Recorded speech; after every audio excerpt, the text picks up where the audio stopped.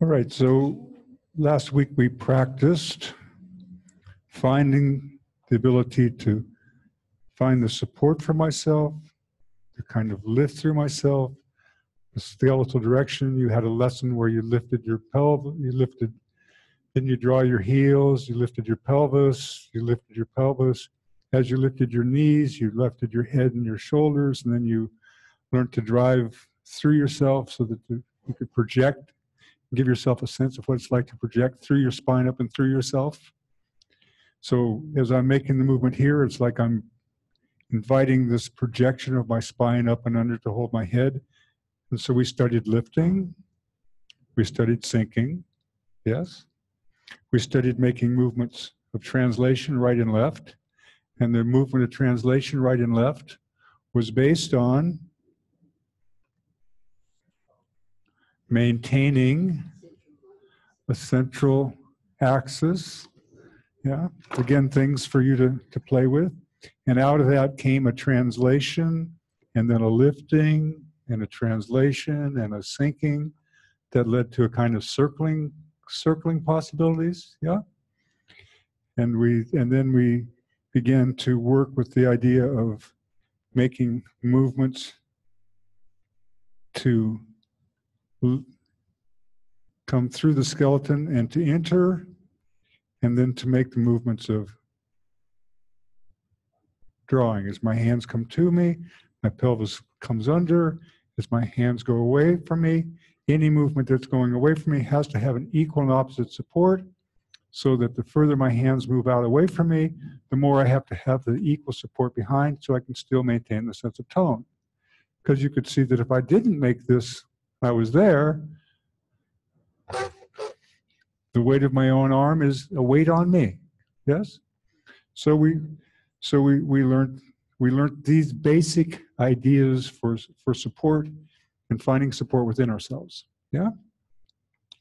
Now, most of you probably don't have legs like this at home. Yeah? Skeletal legs. Their skeletons are not so easy. But I can tell you that in my life I've spent many, many hours playing with this. Yeah? So it's not hard to find a roller. And I invite you, between sessions or 10, 15, 20 minutes a day, begin to play with this. Yeah, so that this just becomes, it just makes sense. That when I'm here, I don't sense a change in my hands. When I'm here, I don't sense a change in my hands. Now I sense a change in my hands because the weight, I'm having to do something here. I'm falling into my hand. I'm having to do something extra to support myself. Now, how would I then make a movement of rotation? And how would I make a movement of rolling? Yeah? Because if I'm sitting here working, sometimes I have to roll the person, and sometimes I have to be able to rotate the person. Yeah? Rotation means around a central axis. Rolling means this is rolling, isn't it? If I roll it, there's some translation through space. But if it's a rotation, it's going to be around a central axis. Yeah? Now I'm going to need to know the difference. Now, it's really funny. If I want to make rotation, I don't want this to go anywhere, do I? I want this to stay in this plane. So if it's going to be rotation, I can make the movement of rotation by the way that I turn myself underneath the roller. By the way I turn underneath. By the way I turn underneath. You see my pelvis and my hand do exactly the same thing. I only have to have the sense that it's going to be rotation. My hand is turning underneath. If I want to make the movement of rolling, it's still the same relationship as what I do with my hand, but as I make the movement, I'm actually going to, as I turn, I'm going to turn my hand in such a way that it invites rolling. Yeah? So again, these are distinctions I'm going to have to make if I'm going to learn to make these movements. I still keep the relationship of my pelvis to the table for each of these. Rolling, rotation. Yeah? Now, why is this important? Because in a moment we're going to do this with a person's head. We're going to make these distinctions with a person's head. Yeah, because the only thing we've done so far with the person's head is we lifted, and we lifted in such a way. Then we found out how it was that we could make the movement to slide our hands forward and draw our hands back, so that we could play with the balance of the forehead and the chin. Yeah. But we still haven't gotten to the place where we have all of the other cardinal movements that are available for a person's head. Now, what did we say about the position of the hands on the head? Why did I over the years evolve this way of having my hands under a person's head? I said something about marriage. What else did I say? Yes. I wanted to organize my hands in such a way that I could more or less find all of the basic directions without having to change my hands. Yeah. And I found that if I came up onto a person's head, then the weight of the head falling in between my hands meant that I had to squeeze my hands a little bit together. And I have, can I have the skull over there?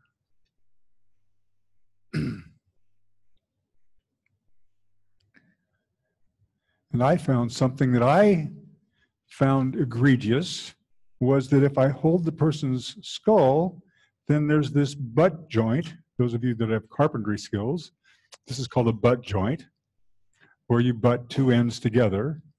So so when you put the two ends together, that I believe that there's a weakness here, and therefore, as a result of this, the system has to tonify the muscles of the neck, and it's not so easy for the person to have the freedom that we would like them to have, the real profound sense. What would be the ideal for a person who's standing? What would be if you could imagine the ideal sense that a person would have in the way that they would experience their head and neck when standing? Yeah, okay, it was their sense, the sense that they would be weightless. What else?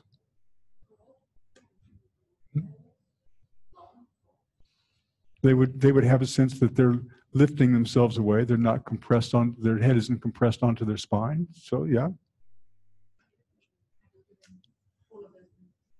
Yes, so one would have the freedom.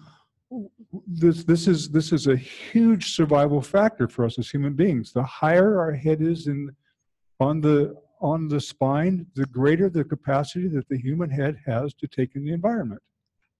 Yeah.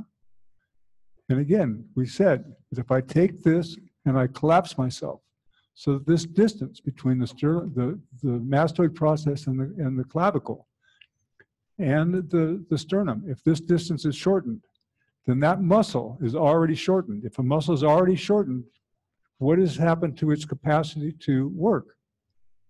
It's limited, isn't it? This muscle requires length. The longer this muscle is, that when it engages, it produces the greatest amount, the greatest range of motion. Now, when it engages, it's already engaged. It doesn't have the ability. I can try to make it, but I can only turn one way without force. But here, all of a sudden, I have 15 more degrees. Yeah. So I have to be organized in such a way that my head is sitting on top of my spine with the greatest capacity to give me the information from the environment that I need. Okay. What other things would I like to experience?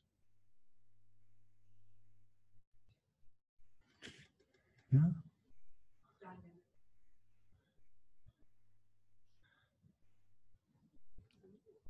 Dynamic equilibrium. What does that mean? It's a really good term. The force comes up and through. Now, all of us know, I mean, the difference, we talked about equilibrium, right? If it's a pendulum, what's equilibrium for a pendulum? It's when the center of gravity of the pendulum is directly between the point of axis and the center of the earth.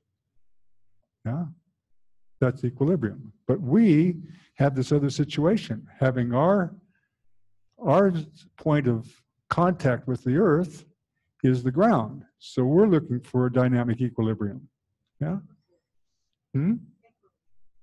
Equipoise. What does that mean? I don't know the word. Okay, good. I'm just equally poised.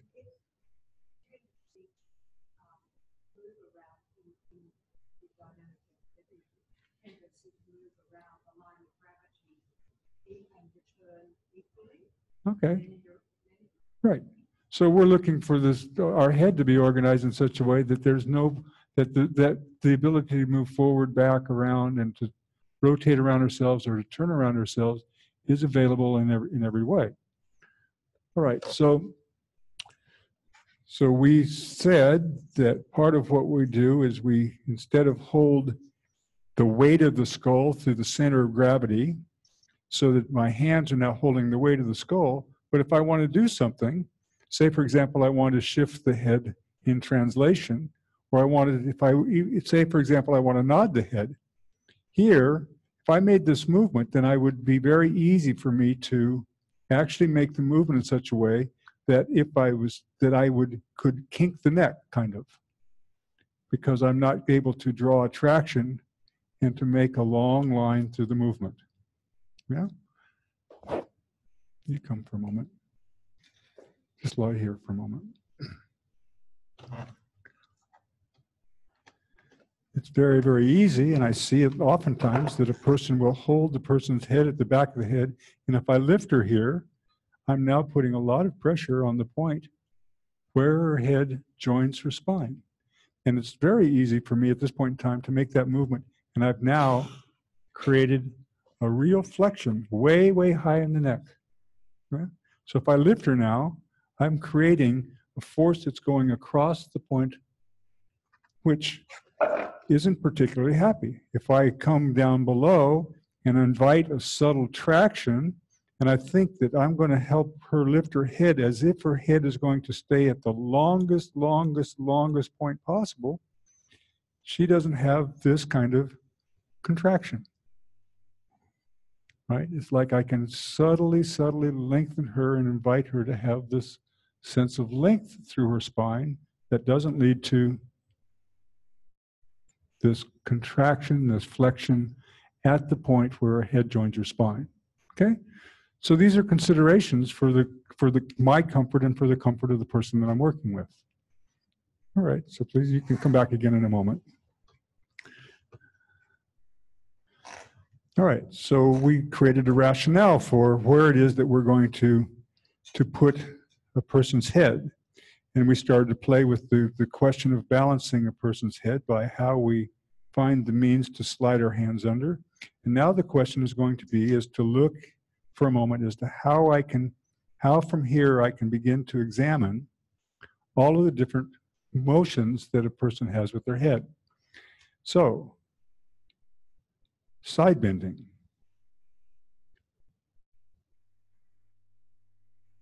You see my hands come exactly out of my pelvis, don't they? So if I'm going to be here and make this movement of side bending,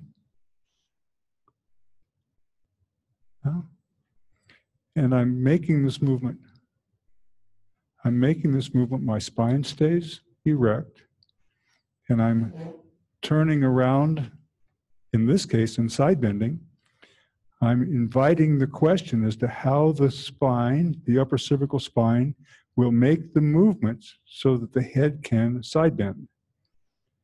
And we're going to look at this in a moment of different things that we have to look at. my hands are behind the mastoid process. Yeah? Okay. My hands cross the cervical spine so that the cervical spine is supported. So the space between my head and the cervical spine creates a kind of a support so that the system isn't in this place where it's just having to do the work for itself. Okay? All right. So we have side bending.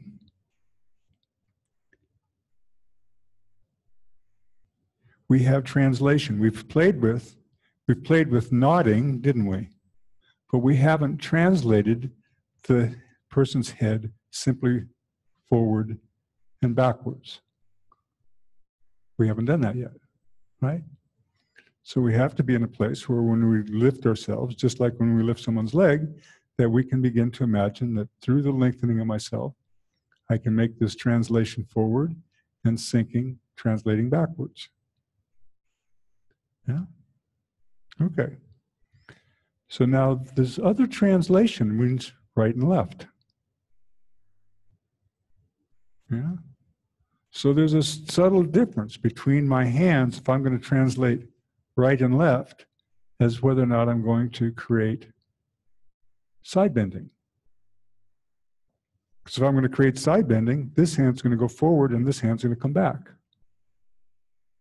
If I'm going to create lateral translation, it's going to be the same process I used when I lifted and began to go across. Yeah? Yeah? Didn't we do this? Yeah. So now if I'm going to turn a person's side bend a person's, laterally translate a person, then I'm going to have to make the movement of lateral translation. Okay? You can study any small part of this that you want. Yeah? I'm just giving you the overview, right? It might be too much to study in one go. You might only want to play with the translation forward and backward and side to side. Now, we're uniquely ready for this kind of exploration because for the most part, we've created on a larger scale the availability for the person to roll and for the person to move side to side. So more or less, the whole person is prepared for the activity of going here and there. So now we can go down to a smaller element and see if I can't, with my sensitivity, find out what is immediately available with the person in the way that they're organized with their head and neck, right? Okay, so we go from the larger, thicker into the smaller details. Okay. I know you have a question, but I'm going to just carry on for another moment and then you bring it, okay? Then so now watch carefully. If I want to make this translation movement, I might slightly bring my hand up so that I have a contact where I can come directly across the head.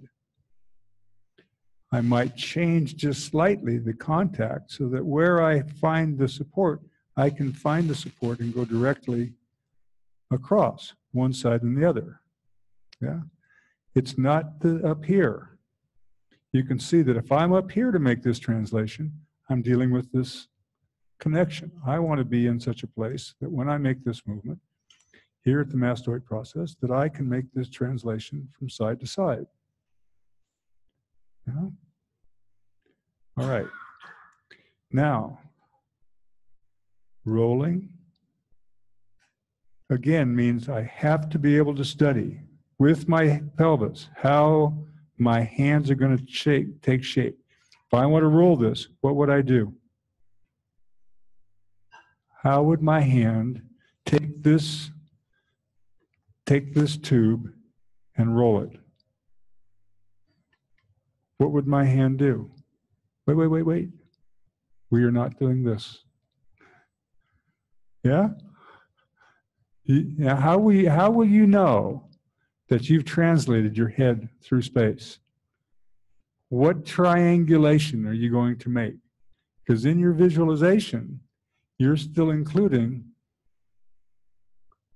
Now, Again, there are 5,000 Feldenkrais practitioners in the world who do that. And I can tell you, they give very nice lessons, right? But we're asking here, how can we question what we do, and what will we use to triangulate the experience? So this is just the question. How in my organization can I start to watch? What does it mean to make translation and roll? What actually is the activity? If you had this and you were asked to roll it, if this was pinned and you were asked to roll it, and it was pinned here and you were asked to roll it, what would your hand do? Now, you might do it in such a way that you push, but if you ask it to roll it, then your hand is going to have to do something relative to the activity. Yeah? These are the kinds of questions that I plague myself with, and I don't know if you'll plague yourself with them or not, but I wanted to be really, really precise. Yeah? I wanted that what I did created the clearest and most precise impact within a person, so that person's ability to discriminate was at its highest because I wasn't interfering with their ability to learn. Yeah? All right. And the same thing holds true. What would I do to create rotation? If this was here, and it was the only thing it could do was rotate around itself, what would I have to do? I'm not going to take my hand up and over the top and rotate. My hands are going to stay here. So what can I do? I'm going to do something that allows me to turn my hands underneath so the rotation can take place. All right, now I can, because otherwise I would have forgotten halfway through. I noticed when you were side bending, you were sort of extending through there. Was there some translation happening, or is there a way of distinguishing side bending with translation? Well, we have to be careful because, see, the person's head is still hooked to the torso. Now, there's a whole different set of properties if their head is no longer hooked to their torso. So the degree to which the neck informs what the possibilities are, we have to take advantage of. All right, so. Or maybe it was more directed as to how do we direct our body to side bend someone without translating, because that can be quite easy, but actually come back. Okay, so now please, you're going to have to come right over the top of me so we can watch these little things.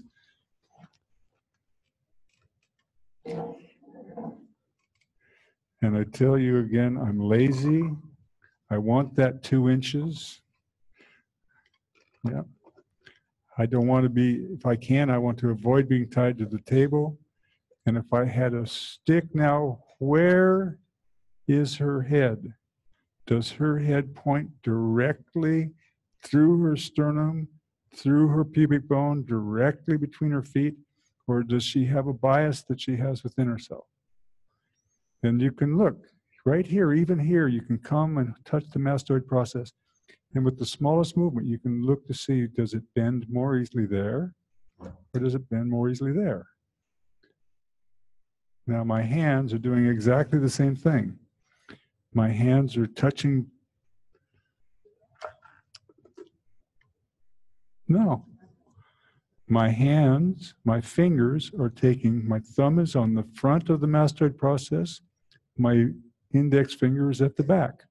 I have this really great little point right here for me to come to, find, place my hands, and then listen from here. She's already shown me that she has a bias to turn herself this way by the very nature of the way that her head sits on top of her spine. Yeah? If I start to go the other way, if I really want her to bend this way, she's bending way down in there. Way down, much deeper down in her neck to make this movement. You can almost watch this part of her chest start to go that way as she starts to go. Yeah? She's not making an even curvature vertebra by vertebra by vertebra in her neck. Whereas if we go this side, we can see that look at the way her vertebra, I could come underneath and I could take each vertebra and I could invite this curvature of her neck. So we can see that in this moment, her whole neck curves in support of this movement of her head. Yeah. Now, if I come here and I look at this, and I see that that curvature doesn't come as easily. Yeah. So she's going to try to find the curvature someplace else. Yeah. We can almost guess that for her to bend her head this way, that she's going to come much deeper down in her spine, and now I can bend her head to the other side by something I'm doing deeper, further down in her spine. She doesn't have, and nor does anyone, a symmetrical movement in their upper cervical spine. I've never seen anybody that's absolutely symmetrical in the movement in their upper spine. But now I can see, I can make this little movement of side bending, and I can make this little movement of side bending. Yeah? But you see, what's moving my hands? How is this movement being generated? My hands aren't doing this. My hands are connected to the whole of myself, and it's the whole of myself that I can make this movement and listen to. Okay? We're going to break this into little pieces for you to play with. Once my hand is again underneath the mastoid process, again, I can do the same thing from under her head to look at which way, how I can make this movement. Now she's becoming more flexible, but she's still not as flexible to go as she goes that way as she goes this way. But it's getting better. So now I can make this little movement of side bending. I want to see, is she free to make this movement way high in her cervical spine? Yeah? So just like a moment ago, I was listening, is it easier for her to go that way? Or is it easier for her to go this way? Now I'm listening to this. Yeah? Is it easier for her to go that way or that way? Now, whoop, it's becoming pretty nice. Yeah? What she did in the very beginning is now different than what she did now. And by the way, where does her head sit now? Yeah? Somehow she has found a middle that wasn't where she was before. Because neurologically, she sensed whether she could go easily from one side to the other. And her system began to find the self-correction. I didn't use force to make the change. I invited her to find the difference. Okay, so for a few moments, you go with your partner, you find the mastoid process, you look and you touch, and you're very attentive that this movement here comes out of what you do with your pelvis. As this movement comes back, this movement goes forward, and so that you can play with this tiny movement. And then you come here, you find out where you want to place your hands so that you're underneath, and your hands start to marry underneath, and then you have this place, and you find out whether you can support that movement, okay? You can work in partners, okay? Take a few moments. Those two things, we're dealing with the question of lateral bending, all right? Again, we're not going to memorize this. This is just a first approximation to find this. All right, you can come back again in a minute. Right.